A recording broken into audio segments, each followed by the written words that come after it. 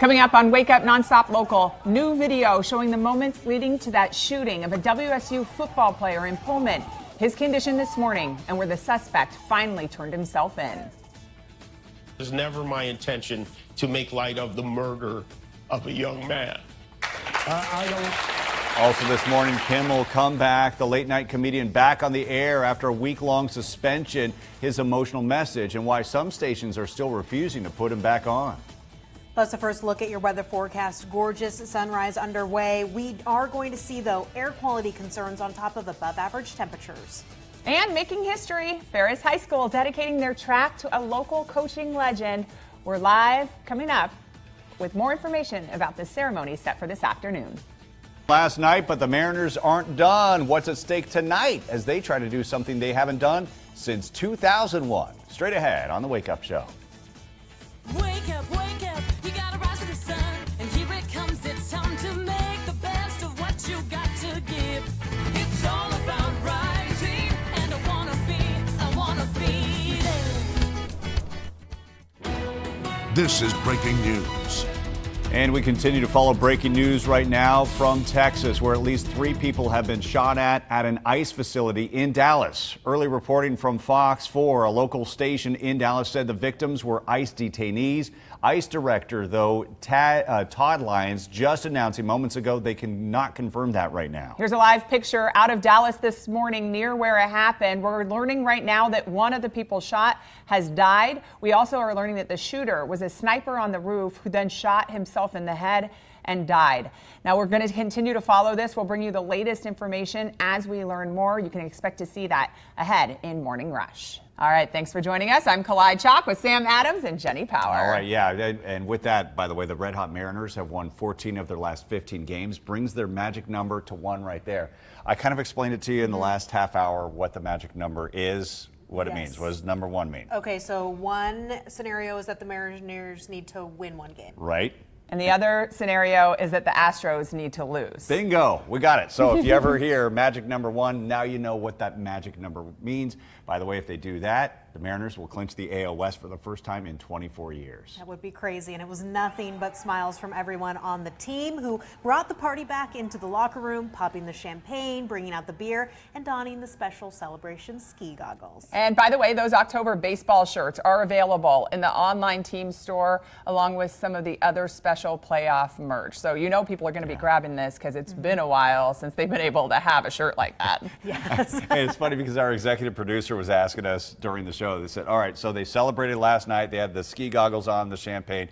They clinched a playoff spot. Are they going to celebrate again if they win the American League West tonight? My answer to everything as far as baseball is, whenever you do anything, there's always a celebration. There's always a party. Yes. Every single time. It should always be a celebration, right? We're here today. Like we woke up and it's looking gorgeous. Yeah. Yeah, let's celebrate that right now, Jenny Power, because if you're a golfing fan, if you love getting outdoors right now, my goodness, we're enjoying those temperatures right now. Yeah, we definitely are. And I mean, it's like a celebration in the sky here. Take a look at this gorgeous sunrise right now. Sunrise officially at 6:39. So yes, it continues to trend a little bit later and later. But I mean, just breathtaking as we're waking up. Our current temperatures, too, are more mild in comparison to where we were at yesterday. We're currently in the mid-50s down on the Palouse, low to mid-40s for Coeur d'Alene and Chewelah. Low 50s are what we're waking up for in Spokane. And although we're more mild here through some of our metro areas, toward areas in the northeast Washington, that's where we're sitting a little bit cooler. So it actually is a bit chilly here. 36 degrees right now for Deer Park and 38 for Colville. So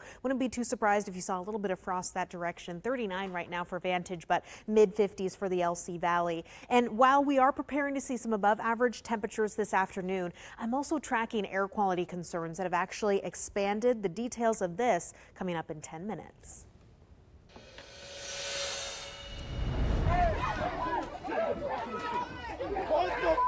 Well, new video out of Pullman shows the shooting that sent a Washington State University football player to the hospital. 19-year-old WSU player Sone Falealo is out this morning of the hospital recovering after he was shot in the torso at an apartment party after the Apple Cup. That suspect, meantime, 20-year-old Ja'Cory Buchanan, is now in police custody. He turned himself into authorities in Seattle several days later. That was Tuesday. Now, according to police, the shooting happened around 1:45 a.m. Sunday morning at a party after the Apple Cup at the Aspen Heights Apartments. That's about 2 miles north of campus. According to the Spokesman Review, court documents say Falialo and 2 other WSU players were acting as security at the party. They say Buchanan tried to punch a girl and that Falialo stepped in. Video shows the fight moved to the parking lot where Buchanan shoots Falialo. NonStop Local also speaking with Buchanan's aunt. And she claims that Buchanan is the victim and that race probably had something to do with it. There was a majority of like Samoans and whites and other ethnicities up there. There wasn't many blacks. So they singled them out as well, too. We're told Buchanan is a University of Washington student who was in town for Apple Cup with his cousin, Marquis Madden. Their attorney says Madden was hospitalized with collapsed lungs and fractures, and an attorney for the family says Buchanan was acting in self-defense. Self-defense has 2 prongs, defense of self and defense of others. We believe that the actions of Ja'Cory Buchanan were to preserve both of their safety. They're pint-sized compared to these guys. Buchanan is expected to be transferred to Whitman County Jail soon for an initial court appearance. He's facing 1st and 4th degree assault charges. If convicted, he faces up to 5 years in prison. To a crime tracker on a case spanning several years now. A convicted gang member will now serve the next 2 decades behind bars after he opened fire on Spokane police during a drug bust. 36-year-old Israel Garcia pleaded guilty to all charges. He shot and injured a police officer in downtown Spokane in October 2022. Happened after 7 officers tried to arrest him near Cedar and First for possession of fentanyl pills. That's when Garcia pulled out a gun while running away and fired multiple shots, hitting the officer. Now, officers fired back in self-defense. One officer suffering injuries to his head and face. The shooting resulting in a multi-year investigation into use of force. The officers were later cleared of wrongdoing. Now, the shooting violated probation that Garcia was serving out of Yakima. That's when he was convicted in 2015 for assaulting federal officers in a drug and firearm trafficking investigation. He served 84 months and was deported back to Mexico in 2021. The Spokane County Sheriff's Office says he illegally came back a year later and resumed drug trafficking. But I do want to make something clear because it's important to me as a human, and that is, you understand that it was never my intention to make light of the murder of a young man. That's Jimmy Kimmel in his opening monologue last night. His show returned after it was taken off the air last Wednesday for a comment that he made about the suspect in the Charlie Kirk murder. Kimmel also took issue with President Trump calling for his job. The President of the United States made it very clear he wants to see me and the hundreds of people who work here fired from our jobs. Our leader celebrates Americans losing their livelihoods because he can't take a joke. Now, in that 30-minute monologue, Kimmel also praised the right to free speech in the United States, noting that it's something other countries do not have. Not everyone around the country able to watch that episode last night. ABC reinstating the program, but some stations choosing not to air it. Broadcast companies Nexstar and Sinclair, which collectively own dozens of ABC affiliates and are looking for a merger and approval from the FCC, are replacing his time slot now with news programming. In a press release from Nexstar, they say they stand by their decision pending assurance that all parties are committed to fostering an environment of respectful, constructive dialogue in markets we serve. We have great respect for the fight that Ukraine is putting up. It's pretty amazing, actually. That's President Donald Trump voicing his support right now for Ukraine and its fight against Russia. That comment coming on the sidelines of his assembly speech at the UN yesterday. The president now suggesting that with help from the European Union, Ukraine could win back all of its territory from Russia and return the country to its original borders. This comes after the president previously suggested that giving up land would be a key component to ending the war. Ukrainian President Volodymyr Zelensky responded with strategies to stop Russia. With a short system to shut down Russian missiles and drones, it would force Russia to stop its attack from the sky. Because everything could be shut down, and so Putin would be forced to sit here or in another respectable venue and look for a truce on the ground. If there is no war in the sky, Russia can't keep fighting on the ground. The United Nations general debate will continue through Friday, which will likely include more about the ongoing war between Russia and Ukraine. United Airlines flights back in the air this morning following a brief half-hour ground stop overnight. FAA order coming after the airline reported a tech issue. United says that it was a brief connectivity problem and that normal operations have resumed. I just checked the flight grid in and out of Spokane International, and it's showing no delays or cancellations on United flights.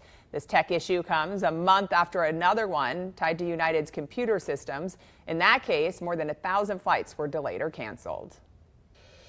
The Moscow School District is joining a lawsuit challenging the legality of House Bill 93.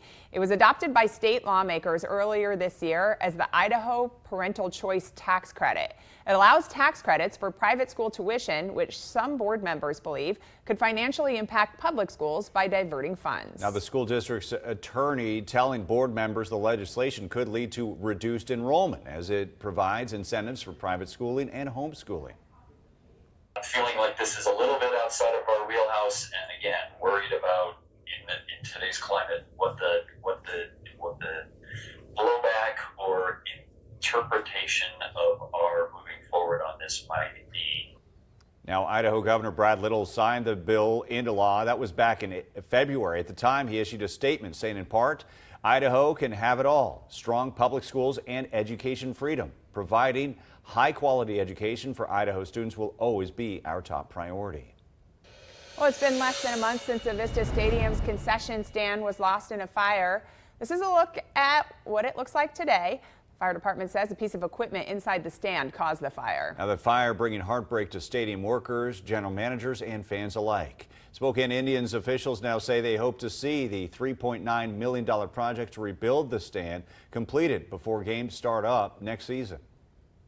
Our goal would always be to have food ready so that everyone can have hot dogs by opening day. That would be the best. And according to documents submitted by Spokane Parks, Recreation and Golf, rebuilding estimated to wrap up by March 15th of next year. If that concession stand is not up and running by then, they may have to find a temporary solution in the meantime. All right, much more to come this morning here on Wake Up NonStop Local as we turn our eye to the weather. Yeah, Sam, we are going to be seeing just a gorgeous sunrise here underway, and it is more mild as we're waking up with above average temperatures on the way this afternoon. And a live look at Ferris High School on the South Hill this morning. When we come back, we're going to take you to the track where a Ferris legend is being honored today at a dedication ceremony. We'll tell you about his legacy and who it is coming up on Wake Up NonStop Local.